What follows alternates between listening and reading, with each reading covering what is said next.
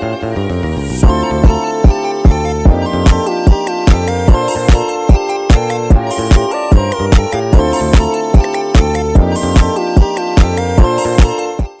semuanya, saya Aisyah Mumpuni bersama rekan saya Mufidah Salwa Desmoti akan menunjukkan bagaimana kami saat mengerjakan tugas P5 tentang kebekerjaan melalui public speaking. Jadi di sini kami akan mewawancarai penjual soto daging yang letaknya ada di Jalan Kalibokor, Surabaya. Penasaran bagaimana videonya? Simak dan tonton terus ya.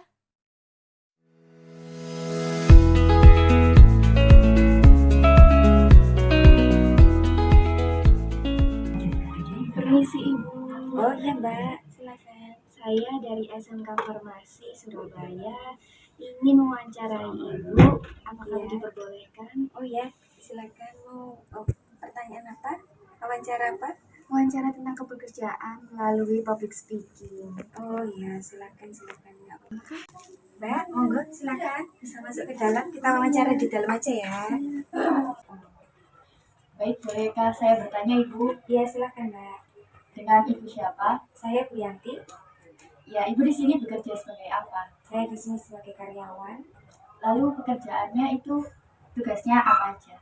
Saya yang bagian belanja ya Mbak, menyiapkan semua bahan-bahan, menyiapkan semua apa yang diperlukan dalam pembuatan soto daging ini. Apakah kerja di sini perlu memerlukan syarat pendidikan?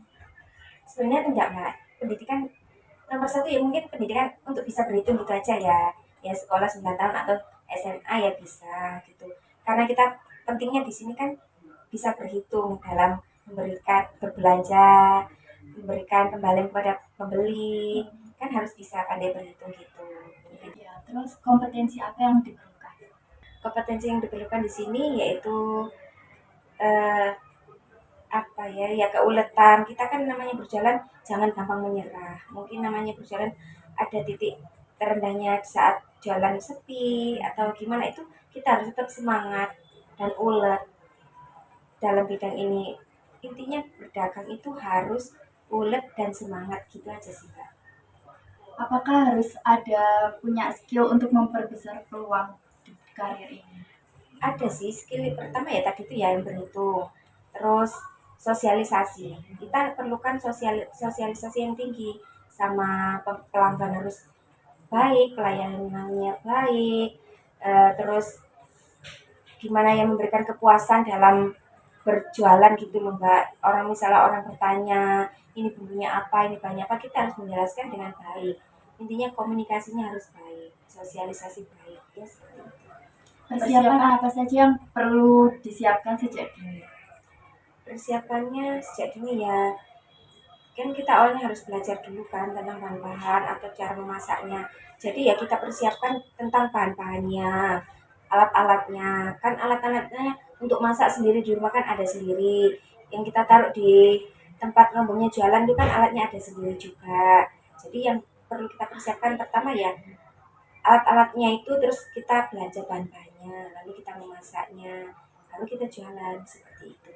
Terima kasih. Baik, kalau begitu saya boleh melanjutkan pertanyaan dari teman saya. Silakan. Oke, jadi bagaimana Bu dengan langkah-langkah yang dibutuhkan untuk berkarir pada bidang ini? Langkah-langkahnya ya satu ya, kesiapan mental dan niat yang kuat gitu. Begitu. Baik, kalau pertanyaan selanjutnya ini, Ya, apakah di bidang ini diperlukan privilege? Jika iya, apakah boleh dijelaskan? sangat diperlukan Mbak. Kita kan sangat perlu privilege itu, maksudnya orang dalam ya, orang yang menuntun kita, pertama kali mengajari kita, memberikan motivasi, memberikan arahan. Kan nggak gampang itu kan orang berdagang. Kita kan harus perlu dijelaskan apa saja bahannya, bagaimana caranya. Lah privilege di sini sangat diperlukan, memang harus ada orang dalam yang mengajari kita dari awal, menemani kita sampai kita bisa menjalankannya sendiri. Begitu. Ya. Kalau begitu, bagaimana dengan dukungan keluarga? Apakah sangat berpengaruh? Menurut saya sangat berpengaruh. Dukungan keluarga itu kan semangat buat kita. Kalau keluarga tidak mendukung, bagaimana kita akan menjalankan pekerjaan ini? Gitu kan. Jadi semangat dari keluarga, dukungan itu sangat diperlukan dalam berdagang itu. Doa-doa dari orang tua, dari orang sekitar, ya kan? Gitu. Ternyata ya ada benarnya juga. Kalau begitu selanjutnya bagaimana dengan tantangannya? Bagaimana cara mengatasinya? Setiap pekerjaan pasti ada tantangan, itu pasti, nggak semua bidang pekerjaan pasti ada tantangan. Kalau kita ya pedagang soto seperti ini ya, tantangannya juga di seputaran pedagang soto yang lagi saingannya pedagang soto yang lain.